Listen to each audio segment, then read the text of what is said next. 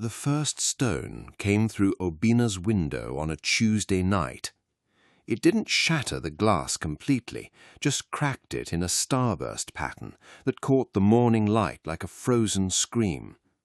He found it on his bedroom floor, a chunk of red laterite, the same soil his parents were buried in. No note, no explanation needed. Obinna Ezeugo stood in his bedroom holding that stone, and for the first time in 2 years he allowed himself to feel the full weight of what his life had become. Not the weight of grief he had carried since his parents died, not the weight of work he had been working since he was old enough to hold a wrench. This was different. This was the weight of being hated for refusing to fail. He was 31 years old, and the community he had grown up in wanted him gone. His father had been a mathematics teacher, his mother a seamstress and part-time catechist at St. Michael's Catholic Church. They were not wealthy. They were the kind of people who ironed their modest clothes with starch and dignity, who paid their bills on time even when it hurt, who gave their children clean uniforms and the fierce instruction to be better than this place allows. Obinna stayed in Akpo, their small Igbo community in Anambra State, when he could have left. He stayed because someone had to care for them as they aged. He stayed because love, real love, looks like sacrifice even when no one applauds it. He opened a mechanic workshop on the Onitsha Road. He was good with engines, not because of formal training, but because he'd learned from Oga Silas, a half-blind mechanic in Auka, who could diagnose a failing alternator by sound alone. The shop did well enough. Obinna saved every spare naira. Then his father had a stroke, sudden, total. He found him in his reading chair on a November morning, newspaper open, glasses slightly crooked, gone. His mother lasted 3 months. The doctors called it heart failure. Obinna knew better. She had simply decided she was done living in a world that no longer held her husband. She attended Mass on a Sunday, came home, laid down, and didn't wake up. Obinna buried them both under the mango tree in the family compound, side by side, the way they had slept for 36 years. And then he was alone. What no one in Akpo knew, what no one asked, was that for 4 years before his parents died, Obinna had been building something in the dark. Not with Juju, not with blood money or rituals in faceless shrines, with a laptop and a 15-gigabyte data plan and the kind of obsessive discipline that turns information into income. He taught himself to trade commodities, palm oil futures, cocoa, rubber. He understood supply chains because he'd lived inside one his whole life. He knew scarcity, surplus, the rhythm of harvest and hunger. He started with 5,000 naira. He lost it. He started again with 10. He read everything. He asked questions on forums at 2 a.m. He failed often and learned faster. By the time his father died, Obinna's trading portfolio was worth 14 million naira. By the time his mother followed, it had grown to 22 million. It wasn't magic. It was 4 years of compounding returns, reinvestment, and the kind of work that doesn't photograph well. No flashy cars in the background, no champagne, no gold chains, just spreadsheets and sacrifice. But when the money manifested, when he renovated the family house with a new zinc roof and solar panels, when he bought a modest Camry and dug a borehole in his compound so he'd never again walk 40 minutes for water, the community saw only the after, and the after, without context, looked like witchcraft. It started as gossip. 2 women in Mama Neka's provision shop, voices low but not low enough. Which kind of money shines like that? Just 1 year after his parents died? Tell me, is that natural? Then it became doctrine. A pastor, not from St. Michael's, but from one of the new Pentecostal churches that had sprouted like mushrooms, preached about the enemy among us. He didn't say Obinna's name. He didn't have to. The congregation turned in their seats and stared at the back pew where Obinna sat alone, 2 rows of empty space around him like a quarantine. A woman consulted a dibia. The dibia, who had never met Obinna, never seen his bank statements or tax returns, pronounced, "There is blood money in that compound." The stories grew. They said he had sacrificed his parents, that their deaths were the price of his wealth, that his house was not a home but a shrine, and at night strange lights flickered in the windows and the smell of sulphur drifted over the compound walls. None of it was true. All of it was believed. Obinna could have left then, but he still believed, foolishly, faithfully, that goodness could speak louder than gossip. The community's borehole had been broken for 2 years. Women and children walked 40 minutes to a stream, carrying yellow jerry cans on their heads, climbing a path that turned to treacherous mud when it rained. A child had broken her arm on that path.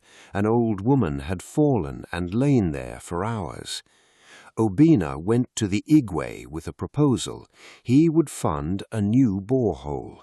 He brought blueprints, a geological survey, a contractor's quote, 3,700,000 naira, clean water for everyone.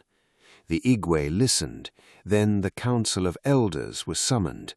Chief Mogbo, a man whose belly entered rooms before he did, leaned forward with theatrical concern. "We are not sure about the source of the funds." Obinna tried to explain. Legal trading, registered business, tax receipts. Deacon Onyekachi, thin as a blade and twice as sharp, cut him off. "We are not accountants, we are spiritual men, and the Spirit is telling us there is something unwholesome about this offer." Unwholesome. The word sat in the air like something rotting. They refused the borehole, politely, with the kind of violence that wears a smile. Obinna tried again. He went to the primary school, the same school where his father had taught mathematics, where Obinna himself had learned to read. The roof leaked. Desks meant for 2 held 4 children. Teachers went unpaid for months. He offered the headmistress, Mrs. Nwankwo, a scholarship fund, school fees, uniforms, books, supplies for the 20 poorest students, 800,000 naira a year for 3 years. Mrs. Nwankwo was a practical woman, hardened by decades in the Nigerian education system. She looked at him over her reading glasses and said quietly, "I don't believe what they say about you. Your mother was a good woman." Then she said, "But I am not the problem." The problem arrived 3 days later. A delegation of parents, led by a woman whose voice could strip paint from walls, stood at the school gate and declared, "We will not let his money touch our children." They didn't care about evidence. A woman told a story about her neighbor's cousin in Owerri, who knew a man, rich, unmarried, helpful, and after he paid school fees, children in that village started dying of strange sicknesses. It happened, she insisted. It didn't matter that it probably hadn't. It didn't matter that even if it had nothing to do with Obinna. Fear, once it achieves consensus, becomes truth. Mrs. Nwankwo called him that evening, her voice heavy. "I can't accept it. I'm sorry." Obinna thanked her and hung up. He sat at his dining table, a table meant for four, and ate plain rice alone in the hum of his generator, in the house he had built with money he had earned, surrounded by a silence that no amount of wealth could fill. The road connecting Akpo to the expressway was a disaster. During the dry season, it was all potholes and dust. During the rains, it became a river of red mud that swallowed tires and hope. A woman in labor had been trapped in a taxi, stuck axle deep. She delivered her baby in the back seat because the hospital was unreachable. Obinna didn't ask permission this time. He hired a construction company from Onitsha. They would grade and gravel the worst 2-kilometer stretch, install drainage, make it passable. 6 million naira, most of his savings, he could rebuild. The equipment arrived on a Monday. By Tuesday, a crowd had gathered. By Wednesday night, someone slashed the tires on the grader. By Thursday morning, the drainage trenches they'd dug had been deliberately filled back in with soil. On Friday, 3 young men stood in front of the tipper truck and refused to move. They said they were protecting the community. They said, loud enough for the growing crowd to hear, "We will not allow blood money to be used on our land." Obinna tried to reason with them. Hands open, voice calm. Someone threw a stone. It hit the truck with a metallic clang, then another, then more.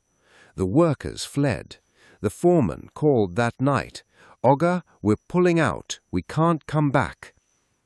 Obinna sat in the dark and understood finally that he was not fighting ignorance. Ignorance can be educated. He was fighting belief. The kind that feeds on itself, that doesn't need evidence because it is the evidence, that grows in the dark soil of envy and fear. The fire came 2 weeks later. Obinna woke to heat pressing through his bedroom wall like a living thing. Through the window he saw his workshop, the mechanic shop he'd kept running, the one piece of his old life engulfed in flames. He ran outside. The fire was total, roaring, 20 feet high. Everything inside, tools, parts, the workbench where he'd rebuilt his first engine at 19, was being consumed. Neighbors came out. They stood at a distance watching. Some filmed on their phones. Not one of them called for help. One man said loud enough to carry, "See, the spirits are fighting."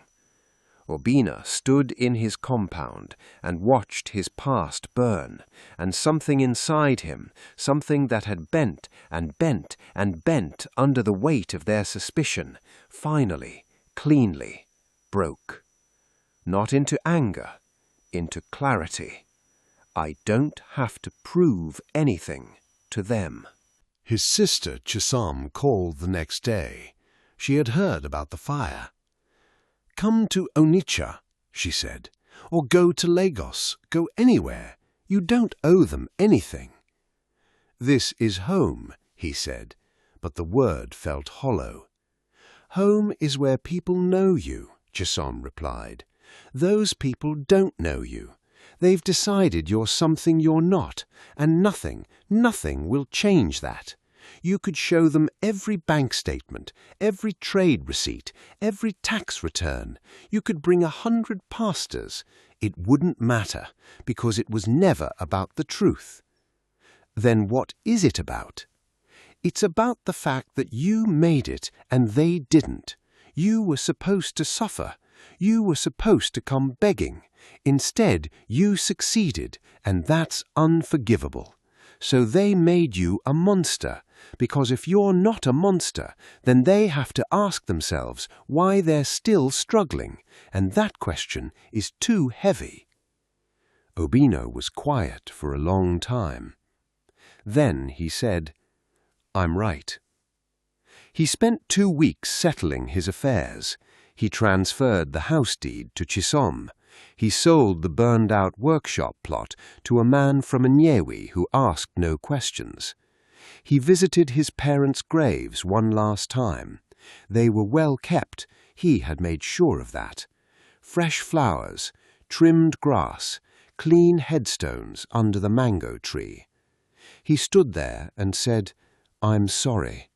Not to them, to himself, to the version of himself that had believed this place could love him back. On the morning he left, Mrs. Nwankwo came to his gate. She was dressed quickly, wrapper and blouse, headscarf tied loose. She handed him a small plastic bag of chin-chin. "Your mother taught me the recipe," she said. "I never got it exactly right, but it's close." Obinna's throat closed. He took the bag. "Thank you, Ma." "Go well, Nwam Ma." She turned and walked away without looking back, giving him the dignity of leaving unwatched. Obinna drove out of Akpo at 6:27 in the morning. The road he had tried to fix, was still terrible. His Camry bounced through the potholes, red dust rising behind him like a veil being drawn. He passed the clearing where the borehole would have been. He passed the school. He passed the market, the church, the provision shop. He reached the expressway and turned south. The tarmac was smooth. The car stopped shuddering. The dust disappeared. 40 minutes later, he pulled over and opened the bag of chin-chin. He ate one piece. It was sweet and crunchy and not quite right. Mrs. Nwankwo had been honest about the nutmeg, but it was close. He sat there on the side of the highway, eating chin-chin and watching the sun rise, and he felt something in his chest let go. I don't have to prove anything to them. He started the engine and drove toward Lagos, toward a city that was too busy to whisper, toward a life he would build with his own hands and owe to no one. Obinna lived in Yaba now, a modest apartment with a balcony overlooking a street that never slept. He had expanded his trading operation, hired 2 sharp young analysts, and ran Ezeugo Trading Limited from a small office in Ikeja. He wasn't married, but he was seeing someone, a pharmacist named Adeaze, who had a laugh like a door opening. She knew his story. She had been angry on his behalf. He told her not to be. She told him she'd be angry if she wanted. He loved her a little for that. He visited Chisom often. Her children called him Uncle Obi and climbed on him like furniture. He never went back to Akpo. Chisom went occasionally to check the house and tend the graves. She reported back. The road was still broken, the borehole still didn't work, the school still crumbled. "They're trying to raise money to fix the road," she told him once. "Community levy. They need 6 million. "They'll never get there," Obinna said. "I know." A pause. "Do you feel anything about it?" Obinna looked out at the Lagos skyline, cranes and rooftops and the organized chaos of a city too large for small judgments. "I feel sorry for them," he said, and he meant it, not condescending pity, but honest sorrow. They were still there, still carrying water from the stream, still walking the broken road, still whispering about the next person who dared to rise. That was their life, and that was enough. That was the whole lesson. You do not owe your goodness to people who have decided you are evil. For everyone who has tried to give to people who refuse to see, you are allowed to stop. You are allowed to leave. You are allowed to take your light somewhere it's wanted. You don't have to prove anything to anyone. That night, Obinna ate jollof rice cooked by Adeaze, who was better at it than she admitted. He slept deeply in a room that didn't echo, in a city that didn't whisper, in a life he had built and owed to no one. Outside, Lagos hummed its restless, endless song. Inside, Obinna Ezeugo was at peace.